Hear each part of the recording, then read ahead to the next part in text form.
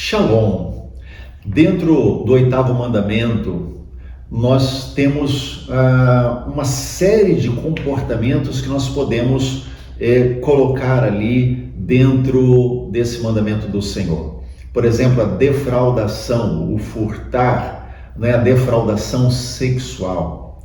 Defraudar os sentimentos da outra pessoa não é apenas pecar contra ele, mas quando essa defraudação envolve um relacionamento de intimidade, isso é um pecado também contra o meu próprio corpo. E não é apenas uma questão espiritual, mas é de fato um pecado contra o corpo.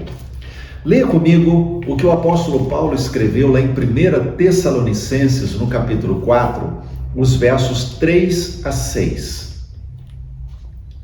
Pois esta é a vontade de Deus, a vossa santificação, que vos abstenhais da prostituição, que cada um de vós saiba possuir o próprio corpo em santificação e honra, não com o desejo de lascívia, como os gentios que não conhecem a Deus, e que nessa matéria ninguém ofenda nem defraude o seu irmão, porque o Senhor, contra todas essas coisas, como antes vos avisamos e testificamos claramente, é vingador. Até aí.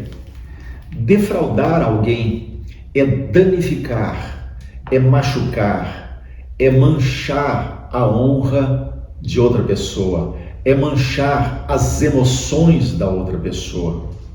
Defraudar nesse contexto também significa não saber controlar o próprio corpo. E autocontrole, domínio próprio, é fruto do Espírito Santo.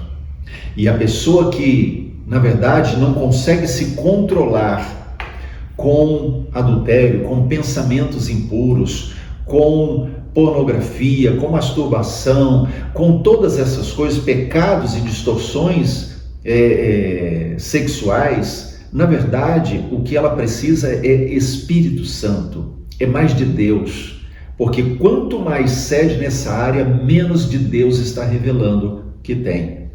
Porque domínio próprio é fruto de ter mais de Deus na sua vida. Então, a defraudação não é apenas uma questão de ferir o outro, mas também ferir a si mesmo, com práticas que vão contra o meu corpo. A pornografia é um caso que nós podemos mencionar assim. A masturbação é assim. Defraudar o próprio corpo, alma, mente, emoções com esse tipo de atitude. Despertar o amor no outro, sem que haja da minha parte a intenção concreta de corresponder isso para o resto da minha vida. Isso é defraudação. É o casal de namorados, por exemplo, que passa a ter carícias e intimidades.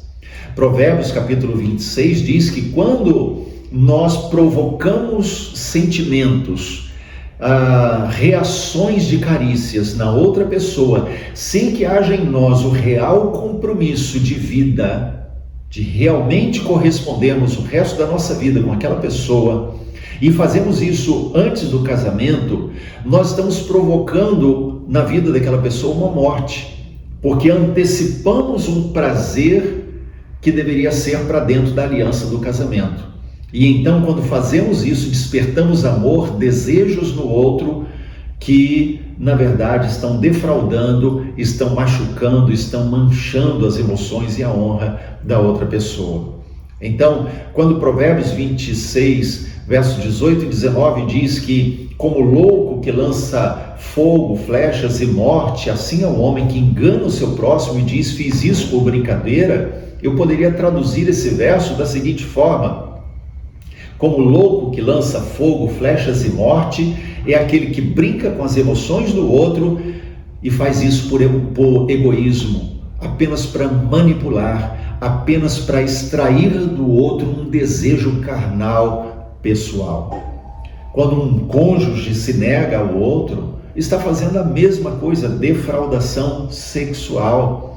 Por isso o apóstolo Paulo escreve lá em 1 Coríntios capítulo 7, no verso 5, não vos priveis um ao outro, salvo por mútuo consentimento, por algum tempo para vos dedicardes à oração e novamente vos ajuntardes, para que Satanás não vos tente por causa da incontinência. Então, quando a palavra de Deus está falando sobre a intimidade, está falando sobre algo que é para dentro da aliança do casamento e não pode ser estimulada antes do casamento nem fora do casamento, porque isso se chama defraudação sexual, é roubo que magoa, que fere e que marca, e muitas vezes sem reparação.